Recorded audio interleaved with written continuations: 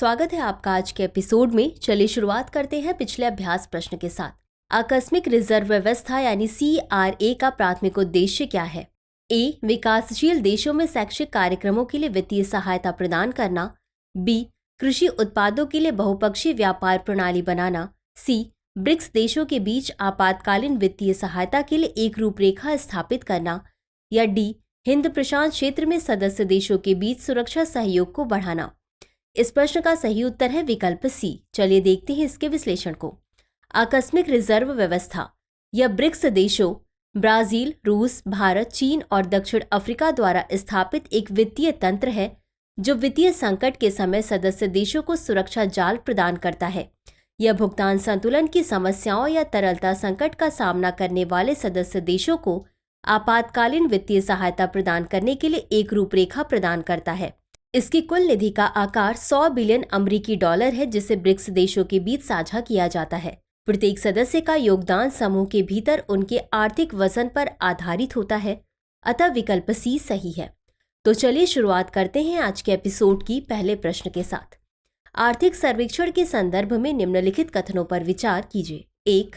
यह वित्त मंत्रालय द्वारा जारी किया जाने वाला एक वार्षिक दस्तावेज है जो आमतौर पर केंद्रीय बजट से एक दिन पहले जारी किया जाता है।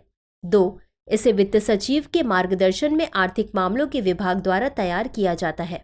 3. वर्ष 1991 तक इसे केंद्रीय बजट के साथ ही प्रस्तुत किया जाता था। उपर्युक्त में से कितने कथन सही हैं? A केवल 1, B केवल 2, C सभी 3, D कोई भी नहीं। इस प्रश्न का सही उत्तर है विकल्प A केवल 1। चलिए देखते हैं इसके विश्लेषण को। आर्थिक सर्वेक्षण भारत का आर्थिक सर्वेक्षण वित्त मंत्रालय द्वारा जारी किया जाने वाला एक वार्षिक दस्तावेज है। इसे आमतौर पर केंद्रीय बजट से एक दिन पहले संसद में पेश किया जाता है, अतः कथन 1 सही है। इसे मुख्य आर्थिक सलाहकार के मार्गदर्शन में आर्थिक मामलों के विभाग के अर्थशास्त्र प्रभाग द्वारा तैयार किया जाता है, अतः कथन 2 सही नहीं है। वर्ष 1964 तक इसे केंद्रीय बजट के साथ ही पेश किया जाता था। वर्ष 1964 के बाद से इसे बजट से अलग कर दिया गया, अतः कथन 3 सही नहीं है। अगला प्रश्न है, प्रसाद योजना के संबंध में निम्नलिखित में से कौन सा कथन सही है? 1. इसे धार्मिक पर्यटन के अनुभव को समृद्ध करने के लिए शुरू किया गया था। 2. संस्कृति मंत्रालय चिन्हित स्थलों पर पर्यटन को बढ़ावा देने के लिए राज्य सरकारों को केंद्रीय वित्तीय सहायता प्रदान करता है। 3. इसमें सार्वजनिक निजी भागीदारी और कॉरपोरेट सामाजिक उत्तरदायित्व को शामिल करने का भी प्रयास किया गया है। नीचे दिए गए कूट का प्रयोग करके सही उत्तर चुनिए। A केवल 1 और 2, B केवल 2 और 3, C केवल 1 और 3, D 1, 2 और 3। इस प्रश्न का सही उत्तर है विकल्प C केवल 1 और 3। चलिए देखते हैं इसके विश्लेषण को। प्रसाद योजना यह योजना पूरे भारत में तीर्थ स्थलों को विकसित करने और उनकी पहचान करने तथा धार्मिक पर्यटन के अनुभव को समृद्ध करने के लिए शुरू की गई थी, अतः कथन 1 सही है। इसके तहत पर्यटन मंत्रालय चिन्हित स्थलों पर पर्यटन को बढ़ावा देने के लिए राज्य सरकारों को केंद्रीय वित्तीय सहायता प्रदान करता है, अतः कथन 2 सही नहीं है। परियोजना की बेहतर स्थिरता के लिए इसमें सार्वजनिक निजी भागीदारी और कॉरपोरेट सामाजिक उत्तरदायित्व को भी शामिल करने का प्रयास किया गया है, अतः कथन 3 सही है। अगला प्रश्न है, G20 समूह के संबंध में निम्नलिखित कथनों पर विचार कीजिए। 1. इसकी उत्पत्ति वर्ष 1997 से 98 की वित्तीय संकट से हुई थी जिसने पूर्वी और दक्षिण पूर्व एशिया के देशों को प्रभावित किया था। 2. शुरू में इसने प्रमुख औद्योगिक और विकासशील अर्थव्यवस्थाओं के केंद्रीय बैंक गवर्नरों एवं वित्त मंत्रियों के लिए एक मंच के रूप में कार्य किया। 3. वर्ष 2008 के वैश्विक वित्तीय संकट के बाद इसे राष्ट्राध्यक्षों के स्तर तक उन्नत किया गया।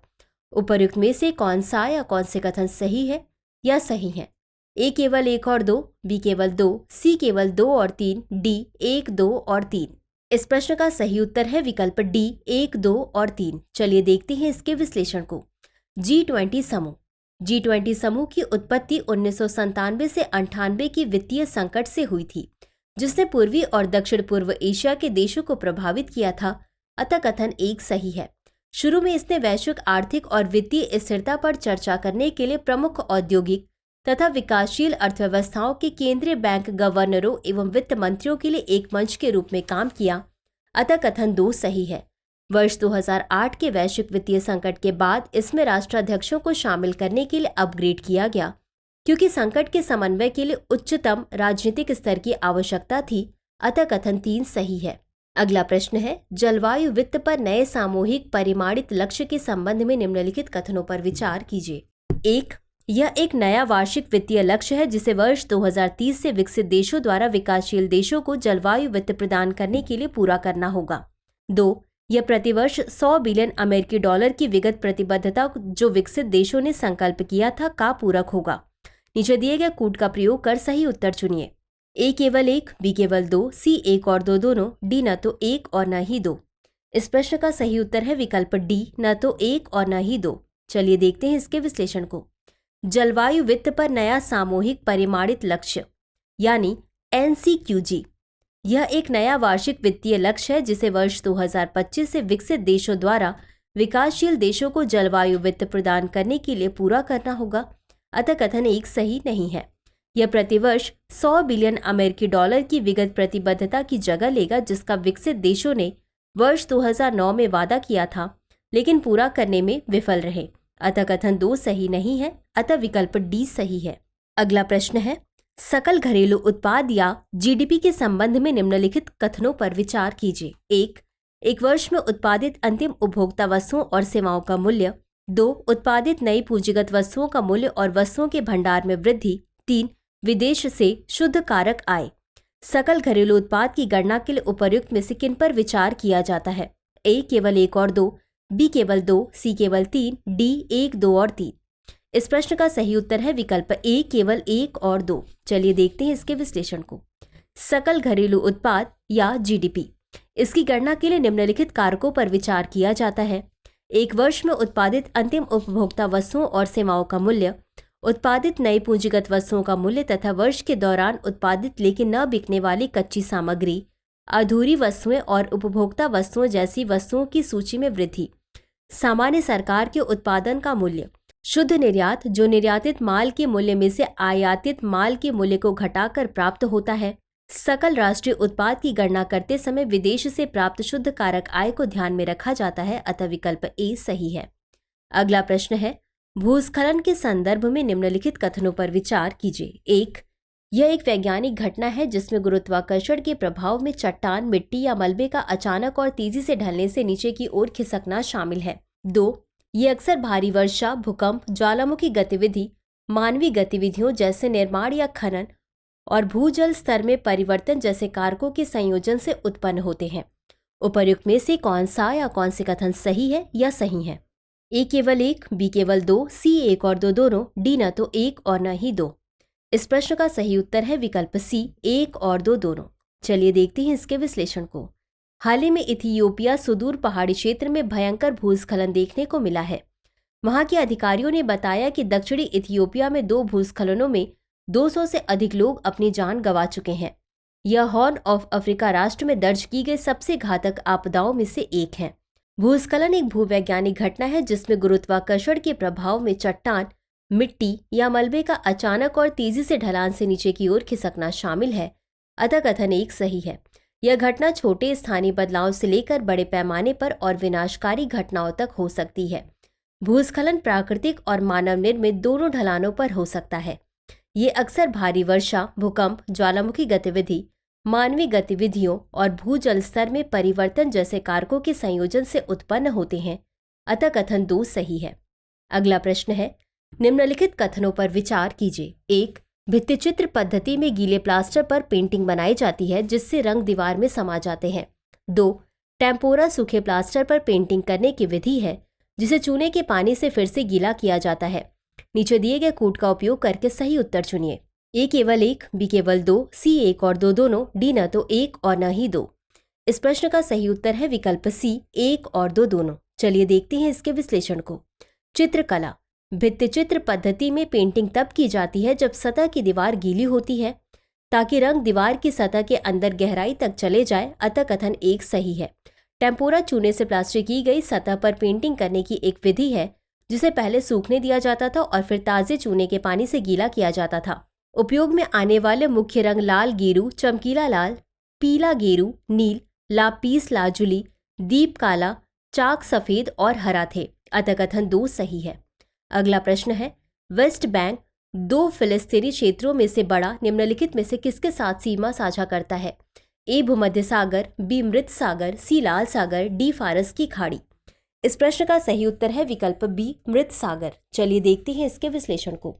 मृत सागर एक अत्यधिक खारी झील है जो एक अवसाद में स्थित है जो जॉर्डन भ्रंश घाटी का हिस्सा है। मृत सागर की सीमा इजराइल, जॉर्डन तथा पश्चिमी तट क्षेत्रों से लगती है जो फिलिस्तीनी नियंत्रण में है। वर्ष 1976 में समुद्र का स्तर गिर गया जिससे मृत सागर एक गहरे उत्तरी बेसिन और एक उथले दक्षिणी बेसिन में विभाजित हो गया। अतः विकल्प बी सही है। अगला प्रश्न है, हाल ही में चर्चित माश्को पिरो जनजाति निम्नलिखित में से किस देश में पाई जाती है? ए उरुग्वे, बी इथियोपिया, सी दक्षिण सूडान, डी पेरू। इस प्रश्न का सही उत्तर है विकल्प डी पेरू। चलिए देखते हैं इसके विश्लेषण को। माश्को पिरो विश्व की सबसे बड़ी संपर्क रहित जनजाति है जिसके 750 से ज्यादा सदस्य हैं। वे पारंपरिक रूप से अमेज़न वर्षावन में अलग थलग रहते हैं। हाल ही में अतिक्रमण तथा भोजन एवं सुरक्षा की तलाश के कारण पेरू में पूर्वकाल से ही संपर्क विहीन रही माश्को पिरो जनजाति पाई गई है। अतः विकल्प डी सही है। अगला प्रश्न है, वायरस के संबंध में निम्नलिखित कथनों पर विचार कीजिए। 1. वायरस कोशिकीय जीव है जिनकी विशेषता जीवित कोशिका के बाहर एक निष्क्रिय क्रिस्टलीय संरचना होना है। 2. आरएनए वायरस ज्यादातर डबल स्ट्रैंडेड होते हैं जबकि डीएनए वायरस सिंगल स्ट्रैंडेड होते हैं। 3.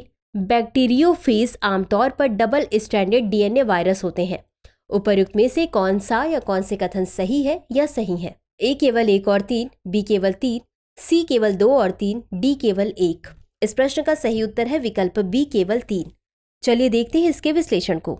वायरस यह अकोशिकीय जीव है जिनकी विशेषता जीवित कोशिका के बाहर एक निष्क्रिय क्रिस्टलीय संरचना होना है। अतः कथन 1 सही नहीं है।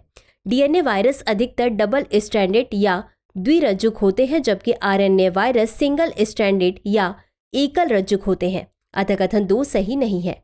बैक्टीरियल वायरस या बैक्टीरियोफेज वायरस आमतौर पर डबल स्ट्रैंडेड या द्विरज्जुक डीएनए वायरस होते हैं। अतः कथन 3 सही है। तो चलिए अंत में देखते हैं आज के अभ्यास प्रश्न को।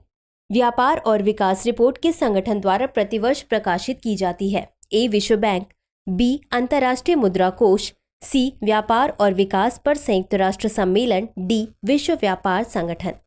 इस प्रश्न का उत्तर कमेंट बॉक्स में जरूर दें। आज के लिए बस इतना ही। धन्यवाद।